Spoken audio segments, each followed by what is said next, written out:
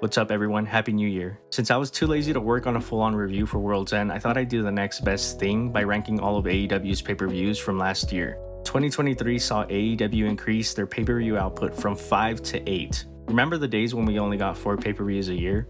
Anyway, I didn't mind the increase in pay-per-views. My only issue is having to pay full price for them. I really hope that this is the year where we finally get AEW pay-per-views on a streaming service so that we don't have to pay full price for them each time. Friend of the channel, Andrew Zarian of the Madman podcast, who's one of the most reliable people when it comes to these types of things, says that we're still getting that announcement in the first quarter of 2024, so here's hoping. While 2023 saw AEW put on some great pay-per-views, there were also some stinkers. So without further ado, from worst to best, here are my rankings of every AEW pay-per-view in 2023. Starting off this list at number 8 is Double or Nothing. On a card that featured 10 matches not including the pre-show, only 2 really mattered in the end. The show started off great with one of the best battle royals I've seen, which saw Orange Cassidy last eliminate Swerve to seal the win.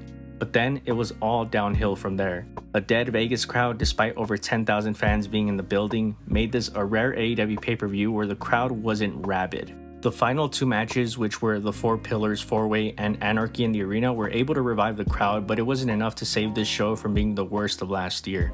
Questionable booking, a dead crowd, and only 2 matches worth rewatching easily puts this show at last place. In fact, this show is so bad that I'd recommend AEW move Double or Nothing out of Las Vegas this year.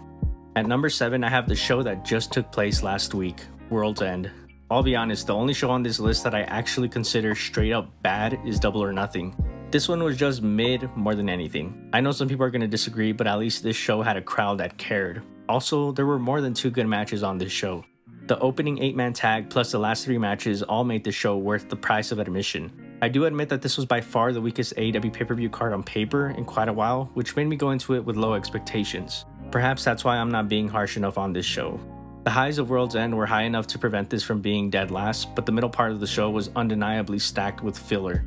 Copeland vs. Christian saw 2 legends turn back the clock in epic fashion. Kingston vs. Mox proved just how much winning the C2 means with their hard-hitting match. And MJF vs. Joe was a good pay-per-view main event with plenty of heat with the right winner. The Devil reveal was also surprisingly okay. Once again, I can admit that this wasn't up to the standard that AEW has set for their pay-per-views. And as we get deeper into this list, you'll see what a fantastic AEW pay-per-view actually should be. Number 6 on this list belongs to Full Gear. This is the last pay-per-view on this list that had at least one thing that I truly didn't like to the point where it bothered me. Out of the bottom 3 on this list though, Full Gear was simply paced better, which is why it beats out Double or Nothing and World's End. This show had some matches ranging from great to all-time classic. The opening 6-man tag with Sting, Darby, and Copeland was the perfect opener. 4-way ladder match for the tag titles was a surprise hit and one of my favorite tag team ladder matches ever. Julia Hart's big win for the TBS title came in a surprisingly good match. And of course, the Texas death match between Hangman Page and Swerve Strickland, which will go down as one of the most memorable matches in AEW history. I feel like this pay-per-view would have made the top 3 on this list had it not been for the main event. If you saw my review video for this pay-per-view, you already know that I hated that main event and the Superman overbooking for MJF. Had Jay White and MJF just gone out there and tore the house down with a fantastic wrestling match for the world title, then this might have been one of my favorite AEW pay-per-views ever. Instead, we got some very over-dramatic sports entertainment type booking which saw MJF steal an ambulance, pull up to the arena on one leg, and proceed to beat an undefeated Jay White. This was probably the peak of my own personal MJF fatigue. MJF is one of the most talented wrestlers in the world and I hold him to a very high regard. Whatever we saw at Full Gear is the opposite of what I want to see from him. The main event left a sour taste in my mouth for what was otherwise a very good show, and because of that, Full Gear finishes in the bottom half rather than the top half. Just goes to show you how important a main event really is, to me at least. At number 5, I have Wrestle Dream. Okay, this is the part of the list where these pay-per-views are no longer bad or even mid. Starting now, I consider all of these shows to be good ones. What separates these shows from here on out is basically down to personal taste. Wrestle Dream was one of the new additions to AEW's pay-per-view slate, and it was a welcomed one. Due to it being an Antonio Inoki tribute show, the in-ring wrestling was at the forefront. Honestly, mostly everything I said about Full Gear can be applied to Wrestle Dream. The show was paced well with good matches such as Kingston vs. Shibata, Swerve vs. Hangman, at Statlander vs. Julia. But then it also featured one of the greatest matches in AEW history, Bryan Danielson vs. Zack Sabre Jr. in a technical classic. The biggest difference between this show and Full Gear, however, was the main event. While the main event from Full Gear left a bad taste in my mouth, this show had a fantastic main event.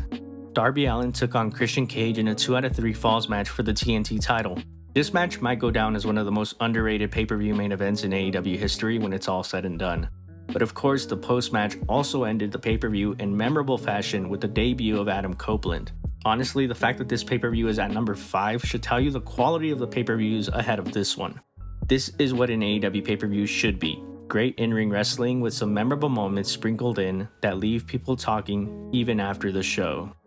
Starting the top half of this list at number 4 is All Out. The one thing I'll always remember about this pay-per-view is how much it was needed at the time. CM Punk had just been fired by AEW and the company needed some kind of good press. So that night, every wrestler entered the United Center with a chip on their shoulder. What resulted was one of the best in-ring pay-per-views that AEW has ever produced. Miro vs. Hobbs, Danielson vs. Starks, Takeshita vs. Omega, and of course the main event between Orange Cassidy and Jon Moxley for the international title. AEW literally said, when all else fails, let them wrestle. One of the only reasons this pay-per-view ranks lower than the ones ahead of it is because of the build. All the attention and care went into All In, which happened only a week prior. I can't lie, I was skeptical on whether AEW could pull off 2 pay-per-views in back-to-back weekends, but they somehow did it. I would imagine this will be easier once pay-per-views are on streaming, fingers crossed. But when it comes to All Out 2023, this is a pay-per-view that will be remembered as a night AEW had their backs against the wall and remembered what brought them to the dance. Being an alternative focused on great pro wrestling with grounded stories. Starting off the top 3, in the number 3 spot is Forbidden Door. What more can I say about these Forbidden Door events that I haven't said already? They're a wrestling fan's dream come true, and the 2023 edition was no different. Outside of the Jack Perry Sonata match, and even that one wasn't that bad, I would say every match on the show ranged from good to all-timer. MJF vs Tanahashi, CM Punk vs Satoshi Kojima, the 4-way for the international title, the 10-man tag, Ospreay vs Omega, and even Okada vs Danielson, despite Danielson breaking his arm 10 minutes in. The talk of the night was obviously the rematch between Ospreay and Omega, which, as I've already said plenty of times in this video, was one of the best matches in AEW history. That's the thing, every classic AEW pay-per-view features a match that goes down in history, and for Forbidden Door, this was that match. I'm glad that Okada and Danielson were able to have their rematch and deliver an excellent bout at Wrestle Kingdom 2. Forbidden Door will always be one of my favorite shows of the year just for the crossover aspect alone. But not only that, it'll always guarantee to offer exceptional matches. At number 2, I have All In. This may come off as a surprise to some if you saw my Tranquilo Club Awards video, considering I awarded All In Event of the Year. But honestly, I was trying to be objective in that video for the historic nature of All In. Anyway, number 1, number 2, it doesn't matter. In this video, I have it at number 2 because of what it represented, not just for AEW, but for all of wrestling. Seeing an American promotion not named WWE fill up a stadium was something I thought I'd never see in my lifetime, but I'm glad I was wrong. Outside of that, we got good matches like Punk vs Joe, the Elite Bullet Club 6-man, Stadium Stampede, Sting and Darby vs Swerve and Christian, and the main event between MJF and Adam Cole. It wasn't a perfect pay-per-view, it was a historic pay-per-view. The first All In at Wembley Stadium will forever be immortalized for proving that AEW is truly elite. And now at the number 1 spot on my list, Revolution. The first pay-per-view of last year was literally all killer, no filler. If you've forgotten just how good this show was, I implore you to go back and watch the show. The pay-per-view starts off hot with Starks beating Jericho, which is then followed up with a fantastic final burial match between Christian and Jack Perry. Then we get one of the best trios matches in AEW history where the House of Black defeat the Elite.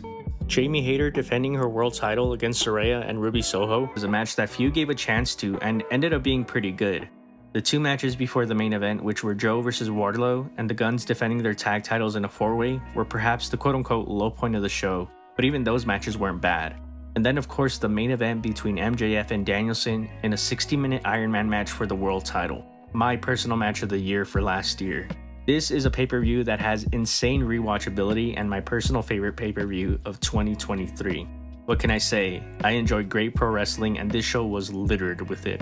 AEW has set the bar high for their pay-per-views and one can only hope that 2024 will continue that trend.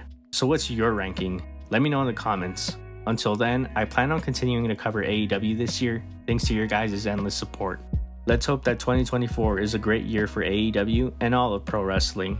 Because when AEW is great, it makes my job easier.